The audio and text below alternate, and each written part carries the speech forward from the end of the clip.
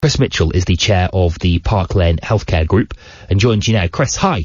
Hi there. Hi, Daryl. The numbers paint a very bleak picture in many places. Let's start with you though, Chris, because you have managed to maintain a care home free of the virus, which is wonderful news. I just wonder what if anything you have done differently. Well, we've got 7 care homes and they're all virus free at the moment. One's always, shall we say, trepidatious, for want of a better word, about the numbers, because whenever you mention any death that's happening during this crisis, it's a tragedy. But one thing that is apparent to me is that the actual percentage, there are over 400,000 people living in care homes in the UK, and whilst every death is tragic, there's about 4 to 5,000 that have now sadly passed away in care homes. That does only represent about 1.25% of people in care homes at the moment. And I do get somewhat weary of the constant feeding of doom and gloom from the mainstream media. And it's quite upsetting for the residents, families who are listening to all this, who are worried about their loved ones. And there are a whole army of us in the UK running care homes, many that are COVID-free, some sadly that aren't, but battling away to keep spirits up.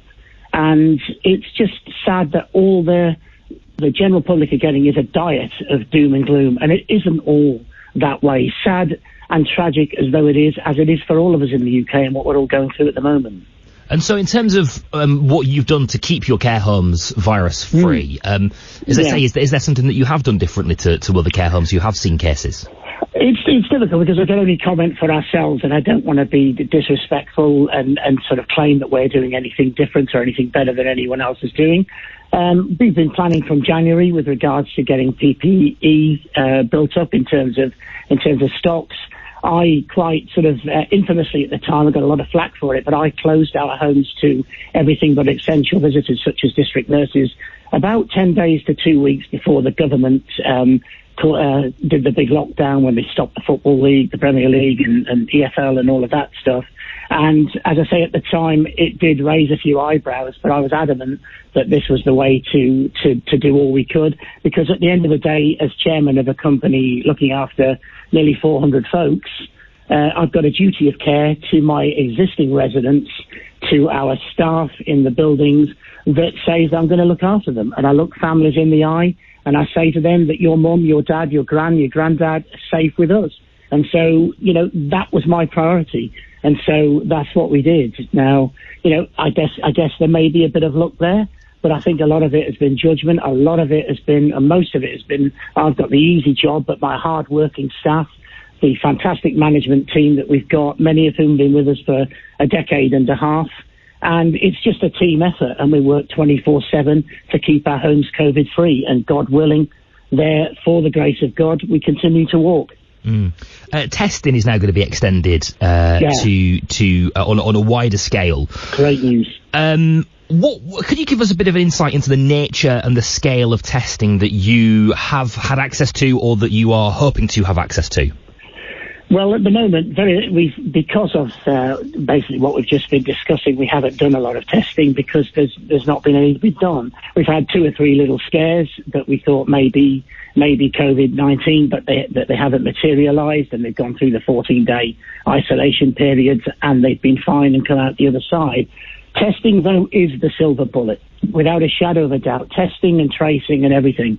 And as far as I'm concerned now, the announcements yesterday that Matt Hancock made, they really will, providing they deliver on this, the government, it really will be a game changer as far as we're concerned. We've now today told all our staff and the managers, all our staff, all the residents, they can all get tested now, and we're joining the queue to push this through as soon as we possibly can. But one thing I'd like to say is that Boris, when he came out the other day, is exactly right. We cannot give up. For respect, out of the 26,097 people that have died now, in terms of statistical figures, we cannot give all that up and go back to what we consider to be normality too early. It would be madness to throw it away. And so this month of May that's approaching us, for me, that should be the month when we turn the corner and get back to some sense of normality, when we've got, hopefully, God willing, single figures in the, passing away each day. Even that's too many. But then maybe, 20 or 30 in intensive care and 50 or 60 admitted to hospital only. Those sort of levels, we should not be coming out of our doors on a massive scale until we're at that sort of level, in my opinion. Yeah, and testing will then be the bridge across to the vaccine when that eventually comes. That commitment to the continued efforts to socially distance ourselves is does chime with what a lot of health professionals are telling us, Chris. There's also been, seems that way. There's also been big questions around access to PPE across the medical spectrum, but particularly in care homes and for care home staff. You mentioned there that you'd made provisions to bring in extra supplies earlier in the year. What have you had access to? We've had access to everything, the aprons, the face masks, the gloves and everything. But at the end of the day, I don't run 60 or 70 care homes like some operators do, where they've had to, one of a close friend of mine the other day in the industry, he's got to order 100,000 of something per week, of everything pretty much. And, that's a tall order. In a nation, in a global community where everybody wants the same product, and where extortionate prices are being charged for these things now. They used to be 23 pence face masks or something. You're getting offered 2 for £9.95p. And, we're supposed to be a caring society. So we, with 7 care homes, have kept ahead of the play, and we intend to keep that way.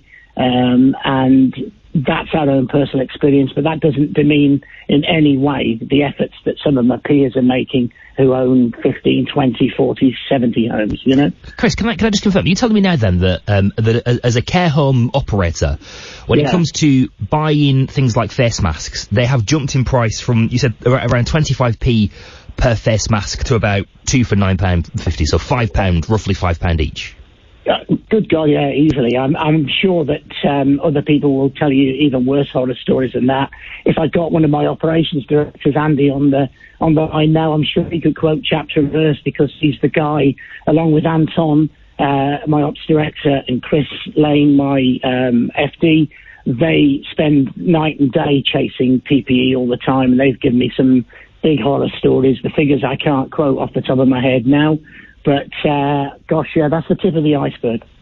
And who are these suppliers? I mean, we've heard from the government, haven't we, Chris, saying that they are committed to sort of cracking down on profiteering, and that there's an element of sort of individual shaming going on, I suppose. Let's not necessarily do that, but in terms of where those supply chains are coming from, who are those characters in amongst the mix? What? You mean the road characters that are doing it? I think it's probably unfair to name them specifically, but if you can sort of allude to how they fit in how they fit in the supply chain process.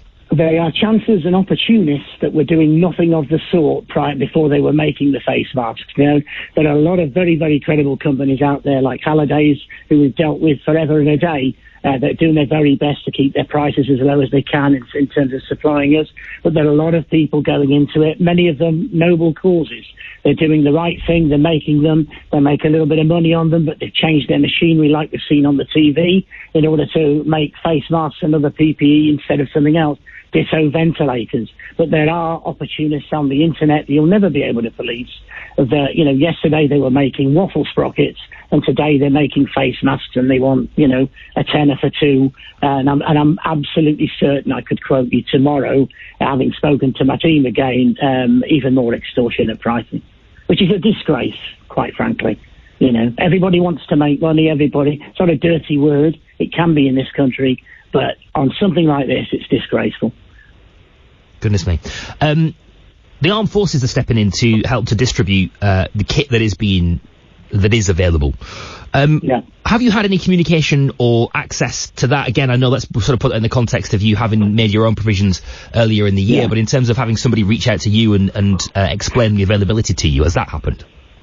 No, we've not had any dealings personally with the armed forces, but the actual national effort that's going around is absolutely heartwarming, and I hope that when we come out and see the daylight at the end of all this, There's a massive street party to celebrate everybody who's done so much in this national effort. And let's hope that not just the NHS, which is brilliant, but let's hope that social care is not seen as a second-rate industry to either the NHS or any other. I'm proud to run care homes and proud to look after old folks, and I've done it for 16 years, and all my team are the same. My managers are completely committed. I've got girls that want to stay in the care homes so that they don't go outside and bring it back into the homes. Absolute heroes, every one of them. It does feel like social care has been a second-class citizen to the National Health Service or other health industries. Do you feel, in a sense, Chris, sort of almost sort of vindicated at this point, as we talk about it being on the front line of this crisis, as we talk about the incredible commitment being made by people like you and your staff? This is a real opportunity, isn't it, for you to show the world what you do? It is, and it needs, and we wanted to be front and centre. We always did, because we deserve to be front and centre. And this crisis has put us there. But as I've said a few times, if the virus doesn't kill us, the press will. Stop the doom and gloom. There's a lot of it about, but you don't want a daily 24/7 diet of it. You know, there's a lot of good news stories, a lot of good that this is done. We want to be front and centre, and we want people to be proud to talk about our care home sector and not see it as a last resort and somewhere to go and die, frankly, although that's an awful thing to say at this point. But, you know, our strapline is making new memories, and that's what the folks who live with us do. So you're concerned then, Chris, are you, that a sort of picture is being painted, especially now, of social care and of care homes as being a sort of place that people go to die, as opposed to, I suppose, the picture you want to paint? Yeah, absolutely. I mean, there's at the moment, you know, there's some awful things happening. There's some awful statistics, and every single death, as they always say on the conferences at 5 o'clock, every death is a tragedy. It's a group of family and friends around everybody that's passed away. And, you know, as I get older, you realise life isn't just for young people, it's for everybody. And, you know, I want to see my granddaughter get married. I'm 61. I want to live to be 100. You know, we're all the same. You don't feel any different inside than when you were a kid. So old folks' lives are just as important as anybody else's. And let's face it, look at the hardships some of these people sacrificed in order to give the world a better place. And this is how we treat them.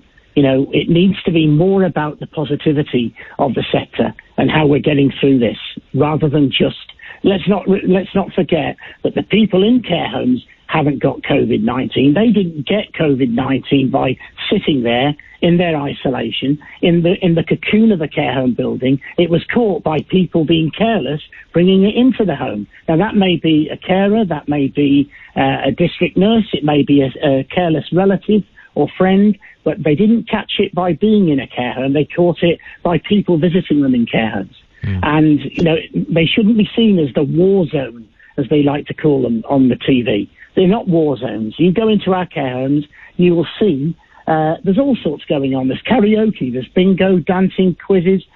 You would never know there was a crisis on the outside of those four walls. And I talk about all of the folks in care homes there, not just ours, the hundreds of care homes all over the UK that deliver this sort of service. And we're proud of it all.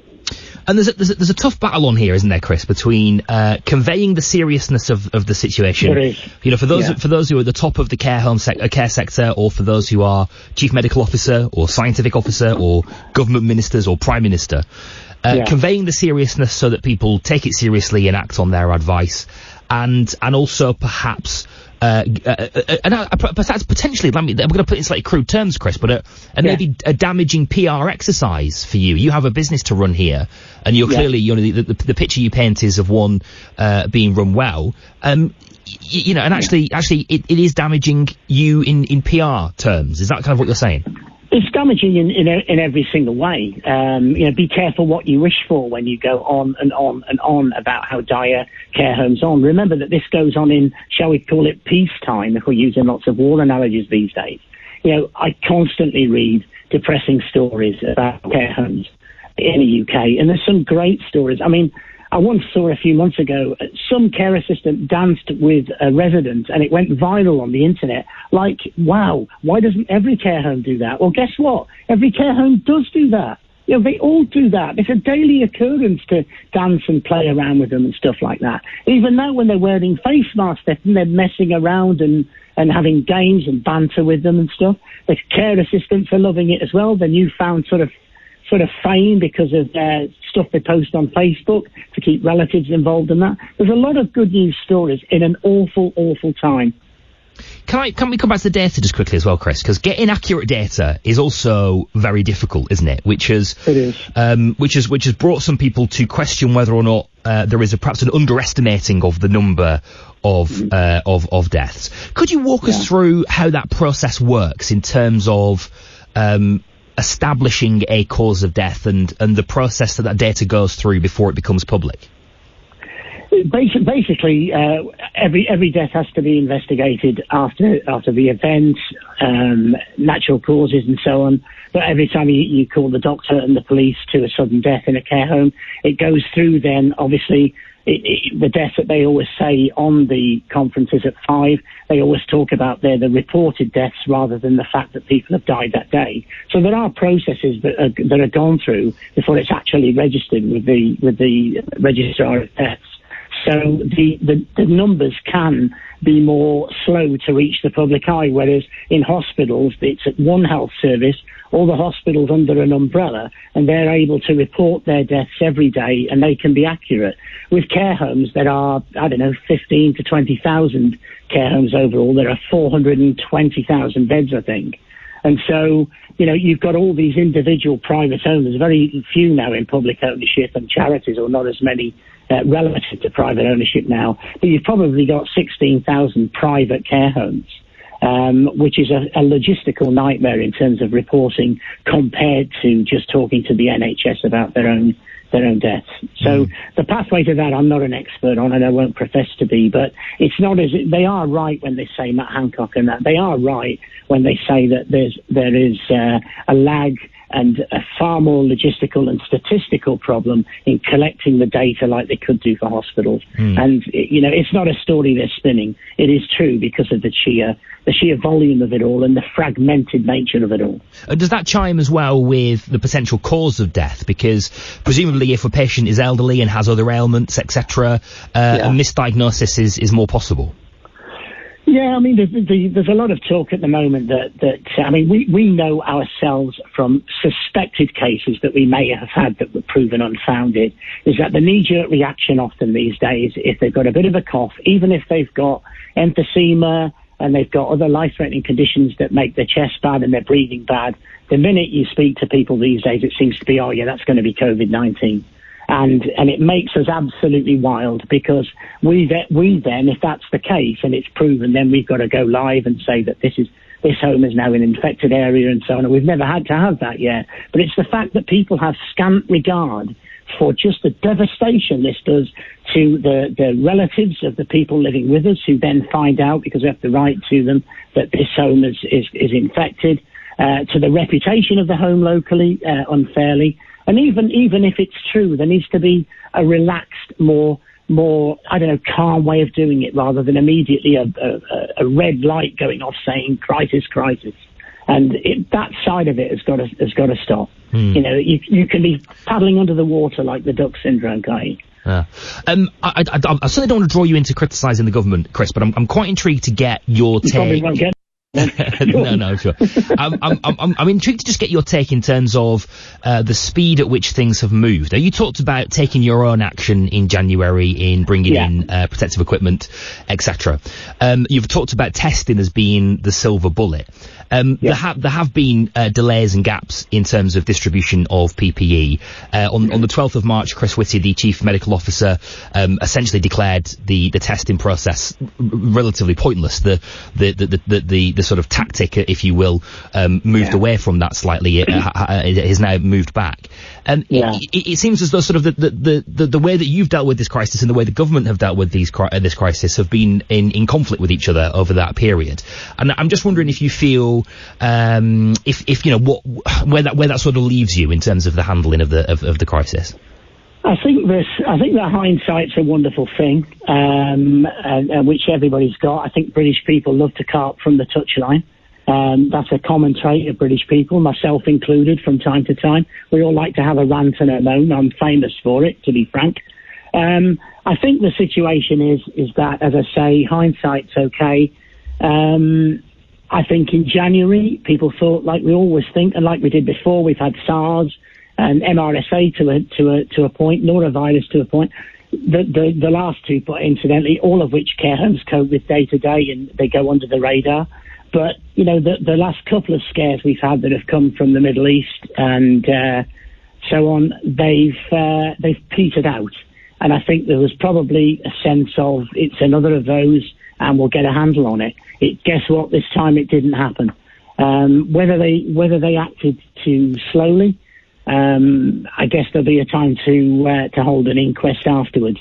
I personally feel that the government have performed pretty well, if I'm honest. I think the communication of it all has been good. I think the scientific guys have presented themselves well, and the public have warmed to them according to the surveys that I've seen. You know, I think, like I say, be careful what you wish for. Matt Hancock, Boris Johnson particularly, incredibly difficult task as far as I'm concerned. Could they have done more? Maybe. I'm sure there'll be an inquest afterwards. Did they prevent an enormous amount of deaths? I think history will be kind to them, but let's see. There's just one more point that I want to pick up on with you, Chris, because I want to put the point that Matt Hancock made earlier on today at that press briefing, in which he said that care homes have always been the top priority. And again, just in terms of the way that you sort of felt as though you had to act at the start of this process, if you'll allow, those things don't quite match up in my mind. I don't know how you feel. No. I would agree with that one. I don't think that care homes have ever been the top priority of this government or successive governments, whichever side of the political divide you're on. I think they've always been the polar relations. I think this country, unlike, for instance, the Asians who respect their elders and they have their grandparents and their parents living with the young family with kids and so on, these guys are revered in other countries. Our old folks are shoved, as in they're no use to society now and they've retired. And I think successive governments have let them down, and they've, to quote modern parlance, they've kicked the can down the road. I don't think we were a priority as care homes, if I'm honest. That's one thing I would disagree with in terms of what Matt Hancock said, and I think he's done a great job overall, and a very, very difficult job. But I don't think we've ever been the priority. I think we're the priority now because the press have made it front and centre. It's hit the nation's psyche. To start with, it was the lockdown forever and a day, which I'm sick of hearing about, if I'm honest. Then it's PPE and a combination of the two. This week it's care homes. And, you know, one place that I was going to hopefully speak to, one particular broadcaster said, we're not doing good news stories. We're concentrating on all the deaths in care homes at the moment. And I think that's the way that it's seen. But it's good that we're getting the focus now. But were we always at the top of the tree in priority? No, I don't think we were. Okay, Chris, nice to talk to you. Thank you very much for your time. I wish you well in this process, and hope you can sort of retain your status as being free of the virus. That's very kind of you, Darryl. Thank you for your time. Chris Mitchell, Chair of Park Lane Healthcare on Talk Radio this morning.